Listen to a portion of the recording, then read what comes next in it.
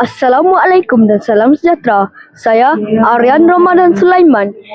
Kini secara langsung berada di Dewan SK Indonesia Bandar bagi menyaksikan Mesyuarat Agung PIBG kali ke-44 dengan penuh meriah.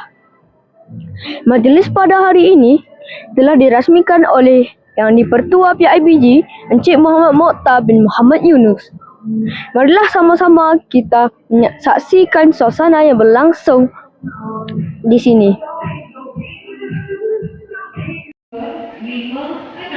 Mesyuarat ini bertujuan untuk membentangkan laporan tahunan PIBG dan nyata kewangan serta membincangkan usul-usul yang dikemukakan oleh ibu bapa demi penambahbaikan persekitaran dan kualiti pendidikan di sekolah ini. Terima kasih kepada pengacara.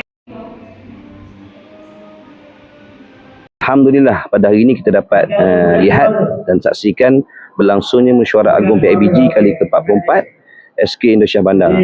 Seperti mana yang kita ketahui, rutin tahunan Mesyuarat PIBG, antara tujuannya ialah yang pertama, membincangkan isu dan kebajikan murid yang mana dapat mengenal pasti serta mencari penyelesaian bersama antara guru dengan ibu bapa.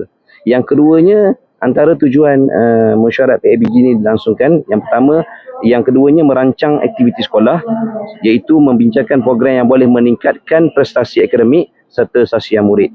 Seterusnya yang ketiga, dapat mengukuhkan kerjasama antara ibu bapa serta guru, iaitu mewujudkan hubungan yang baik demi kepentingan pendidikan anak-anak, yang mana kita tahu hubungan di antara guru dengan anak-anak ini pentinglah bagi melahirkan murid yang berprestasi tinggilah, tak kira sama ada pada sasiah, akademik maupun co-curriculum.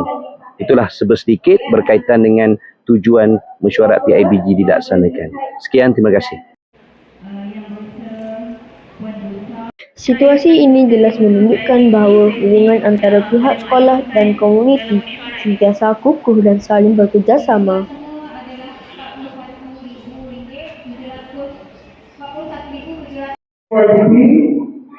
Diharapkan melalui penganjuran program seperti ini, segala perancangan dan usaha yang dirangka dapat dilaksanakan dengan jayanya demi kebaikan bersama.